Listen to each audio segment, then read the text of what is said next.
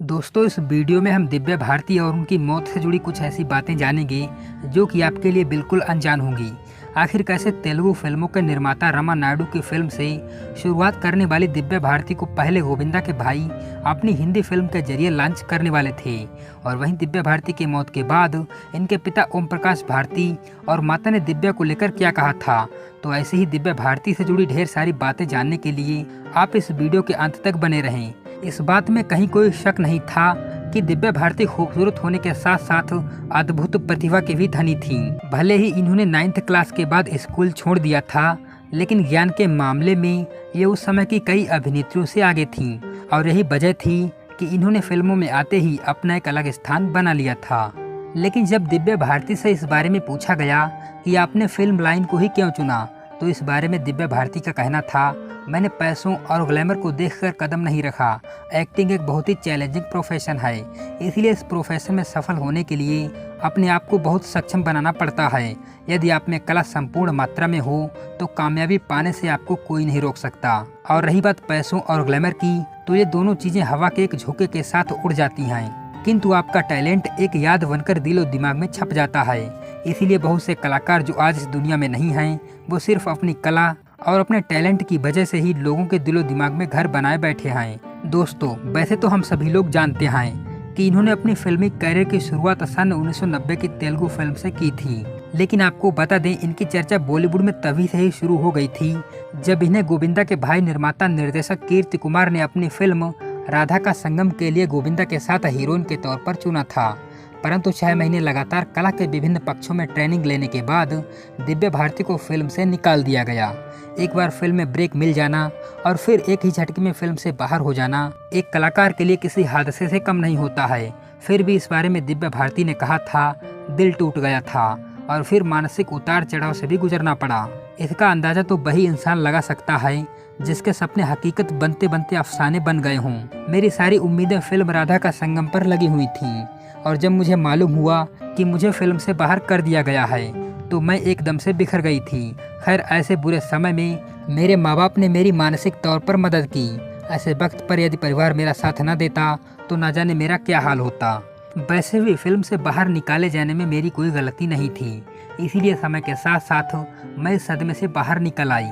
इसके बाद साल 1992 में इन्हें अभिनेता गोविंदा के साथ फिल्म 16 और शबनम में काम करने का सुनहरा अवसर मिला। अगर दिव्या भारती चाहती तो गोविंदा के साथ काम करने से साफ मना कर सकती थीं, लेकिन दिव्या भारती ने अपनी सफलता पर जरा भी घमंड नहीं किया और फिल्म 16 और शबनम में गोविंदा के साथ बेझिझक काम किया, जो कि साल 1992 की एक सुपरहिट फिल्म साबित हुई थी।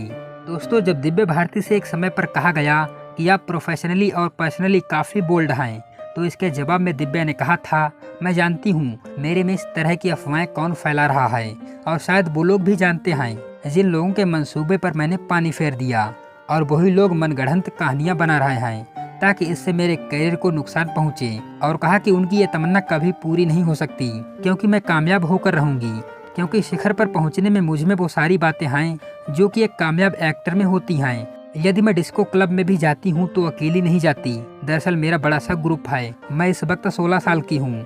आप ही बताइए, क्या मेरी उम्र क्लब में डांस करने की नहीं है? और वैसे भी इस उम्र में किसी भी लड़की के अंदर लड़के के लिए जो आकर्षण होता है वो मुझ में भी है, परंतु मैं बहुत जल्दी ही लड़कों से बोर हो जाती हूँ, क्योंकि अधिकतर लड़कों में तहजीब और तमीज नाम की कोई चीज ही नहीं होती है, ऐसा दिव्या भारती ने कहा। जब दिव्या भारती से पूछा गया क्या ऐसा कोई लड़का आपकी नज़रों में है जिसे आप प्यार करना चाहेंगी और शादी भी, तो इस प्रश्न के जवाब में दिव्या ने कहा था, मैं कमल हसन से प्यार करती हूँ। सिर्फ वही अकेले ऐसे इंसान हैं जिनके प्यार में मैं पूरी तरह से गिरफ्तार हो जाना चाहती हूँ। एक समय पर जब दिव्या भारती से कहा गया कि आप दिखती श्रीदेवी जैसी हैं, लेकिन आपकी तुलना कई लोग अभिनेत्री रेखा से कर रहे हैं, इस बात पर दिव्या ने जवाब दिया, समझ में नहीं आता लोग ऐसा क्यों कर रहे हैं, जबकि सत्य तो ये है कि मैं आज तक रेखा से कभी मिली ही नहीं।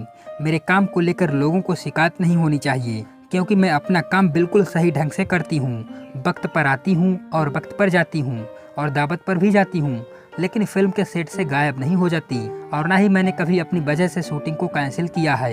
एक समय पर दिव्या भारती से पूछा गया कि जब लोग आपको श्रीदेवी जैसा कहते हैं तो आपको कैसा महसूस होता है। इसके जवाब में दिव्या ने कहा था, बहुत ही खुशी होती है। वो बहुत महान एक्ट्रेस हैं और कौन नहीं चाहेगा उनकी तरह बनना। वैसे मैं तो कहना चाहूँगी कि मेरी अपनी स्टाइल है और बेशक मैं उनकी नकल नहीं करती हूँ और शायद इसीलिए निर्माता निर्देशक मुझे साइन भी कर रहे हैं। और यदि मैं श्रीदेवी की नकल करती तो वो मुझे साइन ही क्यों करते। और हो सकता है निर्माता उन्हें इसलिए नहीं साइन कर रहे क्योंकि उन्हें देने के लिए उनके पास 30 लाख रुपए नहीं हैं। यहाँ पर आपको बता दें, उस समय श्रीदेवी जी की फीस 30 लाख रुपए हुआ करती थी, जो कि बॉलीवुड में कई कलाकारों से ज़्यादा थी। जब दिव्या भारती बॉलीवुड में अपनी सफलता के चरम पर थीं, तब कई दर्शकों ने इन पर इल्जाम लगाया कि आप बॉलीवुड अभिनेता गोविंदा को चाहती हैं और उनके लिए आपने अपने हाथ की कलाई भी काट ली थी। तो इस बारे में दिव्या भारती ने कहा था, कौन कहता है मैं गोविंदा को प्यार करती हूँ। हाँ मैं जानती हूँ, लोगों ने कहा है कि मैंने गोविंदा के लिए अपनी कलाई काट ली थी। फिलहाल मेरा कोई बॉयफ्रेंड नहीं है और वैसे भी ज्योतिषी ने कहा है कि 32 साल तक मेरी शादी नहीं हो सकती। लेकिन वो अलग बात है कि मात्र 18 साल की उम्र में निर्माता निर्देशक साजिद नाडियाडवाला से इन्होंने शादी कर ली थी, जिसके बारे में इन्होंने किसी को भी नहीं बताया। और ये शादी बॉलीवुड की कई गुपचुप शादियों में से एक थी। दोस्तों, जब दिव्या भारती की मौत हुई थी तो इनकी मां मीता भारती और पिता ओम प्रकाश भारती का क्या कहना था, आइए जानते हैं।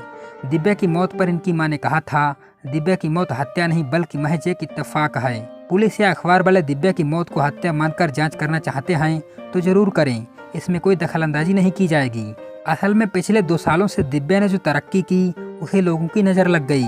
यदि उसकी हत्या की है तो सिर्फ भगवान ने। उस दिन वो मेरे साथ 10:30 बजे तक थी। इसके बाद उसने मुझे घर पर छोड़ा और अपने भाई के साथ तुलसी अपार्टमेंट चली गई। वहाँ उसने अपने भाई कुणाल को खाना भी खिलाया और कुणाल खाना खाकर निकला ही था कि 10 मिनट बाद दिव्या के साथ बड़ा हादसा हो गया। दोस्तों, ये सारी बातें दिव्या की मौत के बाद दिव्या की मां ने कही थीं। वहीं दिव्या के पिता का कहना था, लोग दिव्या की मौत को लेकर जिस तरह की बातें बना रहे हैं सब बकवास हैं। दिव्या की मौत एक दुर्घटना है। वो बच्चों की तरह लापरवाह और चंचल थी और उसकी मौत भी उसी लापरवाही का नतीजा थी। जिस समय ये दुर्घटना हुई, मैं दिल्ली के वितरक कुलभूषण गुप्ता के लोखंड वाला मकान पर था।